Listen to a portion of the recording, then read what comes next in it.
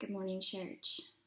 I know that today is not Thursday, it's actually Friday, and in some ways that kind of well suits what I had planned to share with you on Thursday.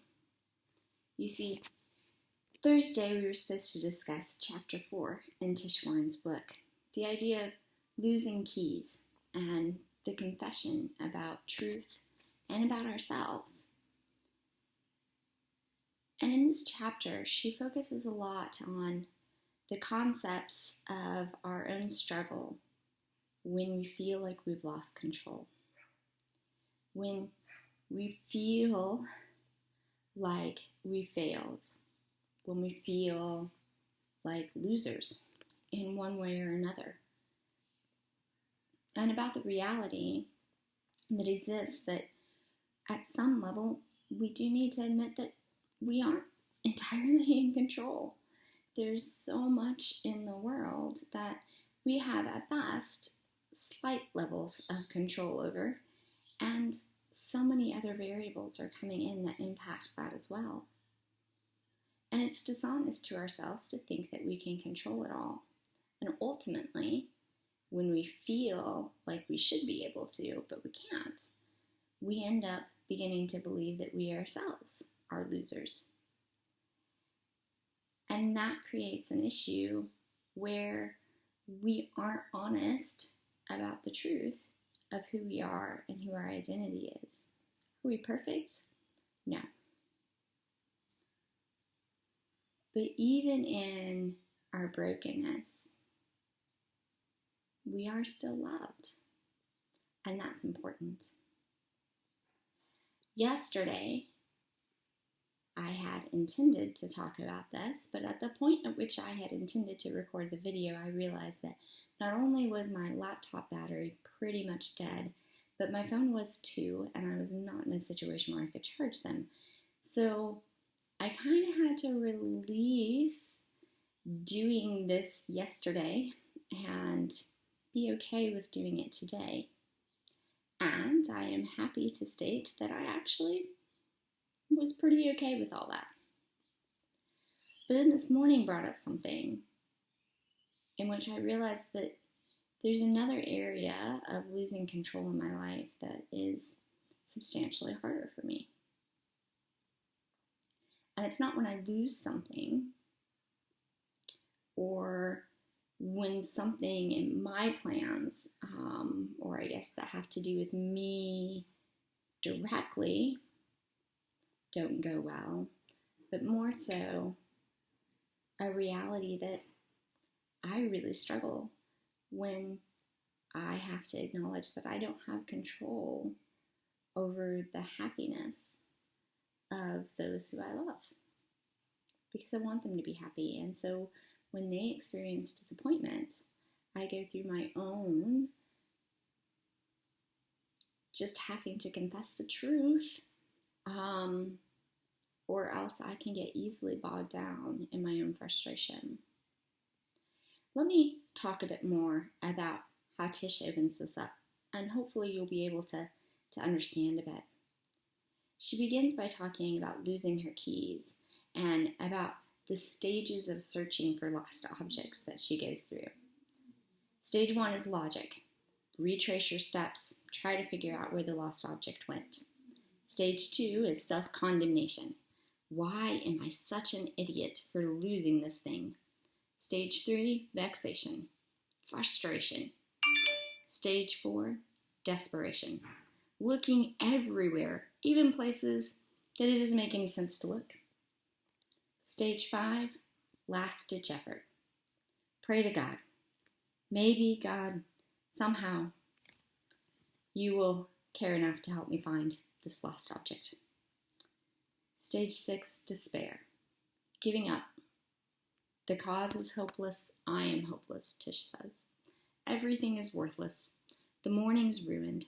Stupid keys. Stupid me. Stupid planet. Stupid universe. And then she says that she pulls herself together, begins at step 1, and repeats the cycle. If I'm honest, I think when it comes to my need to feel like I'm in control of the happiness of people around me, I go through similar stages. Logic. How can I try to make it better? Self-condemnation. Oh, I'm such a horrible mom, wife, friend. I'm just not going to be able to make this better. Vexation. I can get frustrated, even frustrated with the person. You need to just get over it.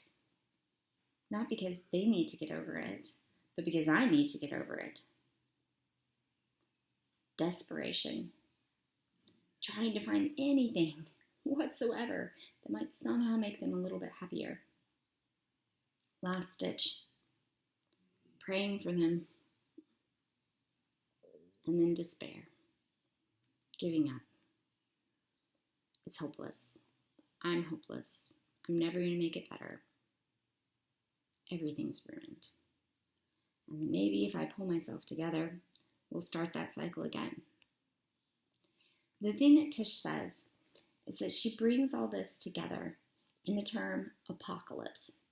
And while we often think about the end of the world and giant meteors or comets crashing to Earth in big fiery balls, she points out that apocalypse actually means an unveiling or an uncovering. On Lent, we talked about how when our cups get knocked over by the unexpected and frustrating things in life, we get a bit of an unveiling of what's really inside of us when we see what comes out of our cups. And so I think that reality applies even here. For me, this morning, my sense of failure indicates that inside, I really kind of feel like a failure. That my identity is being placed in my ability to make those around me happy. But these are opportunities where I can find formation. As I become aware of these circumstances, I can choose to break those cycles and those stages and instead to go to the last ditch step first, to pray for the person, and also to pray and ask God to help me know the truth about myself.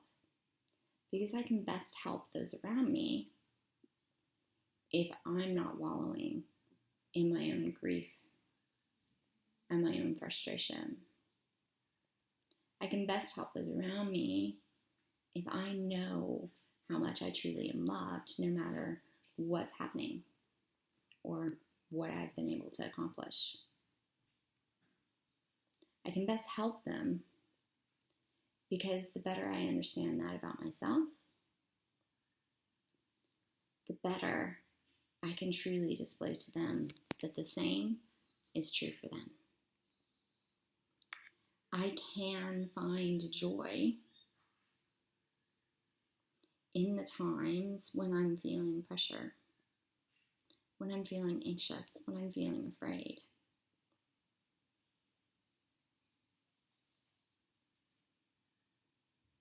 But to do that, I have to spend all the time that I can in my day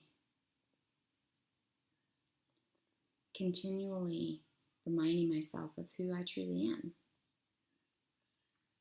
I can't spend the majority of my day ignoring God and allowing the world and my circumstances to define me. It's not enough to just want to understand that God loves me. I have to actually really intentionally focus on that fact. Tish says that in these small moments that reveal our lostness and our brokenness, we can develop the habit of admitting the truth of who we are, not trying to justify ourselves or minimize the circumstances. But yet, in these times of brokenness and lostness, we also need to form the habit of letting God love us trusting in that love and mercy, and in receiving God's forgiveness and love. And I think that's important. We can very easily scoop up our emotions of frustration when our cups fill right back in, and add in some of the dirt and grime from our surroundings that tell us that we're not worth it and that fill us with shame. But we can also choose to instead lift that empty cup up to God and say, Lord, I want you to fill my identity. I want you to tell me who I really am. Not the world around me, not my inner voices telling me that they're you and your thoughts, but really you. I want to know that I'm loved. And that's not easy to start there at first, especially in the moments of brokenness. But the more that we can fill ourselves with the reality that we are loved, even when we haven't done anything, just because we are, the easier it becomes in those moments of emptiness and frustration to allow those same words to refill our cups again. So this morning, I hope that you'll go in peace and go in love and know that you are loved.